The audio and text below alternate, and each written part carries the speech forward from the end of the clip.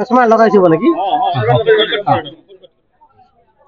हाँ सर आप ना पड़े कहन जे आज गजेंद्र माझी फुटबॉल फाइनल थिला आज अपन प्रेसिडेंट हो केनता सर हला के गेट तो काण सब करबा मोर ना जगदीश नाग मु सभापति दायित्व थी स्वर्गत गजेंद्र माझी जड़े शांत सरल भद्रामी फुटबॉल खेल स्मृति उद्देश्य रे वर्ष बरगाँ और जामगाँव समस्त खेलाड़ी मान उद्यम मेमोरियल फुटबॉल टा अनुष्ठित होती। आज आमर मुख्य अतिथि माननीय विधायक खड़ियाल और अन्यान्य अतिथि माने निजर बहुमूल्य समय रक्षा कर समस्त पुणी थे आम आम आयोजक कमिटी तरफ शुभेच्छा जनाऊँ। ए वर्ष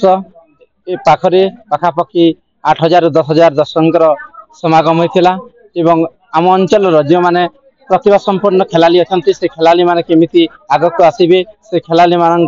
दक्षता केमी आग को बढ़ से निमंते माँ गणियाणी फुटबॉल क्लब बरगाँ जामगाँव प्रयास रही।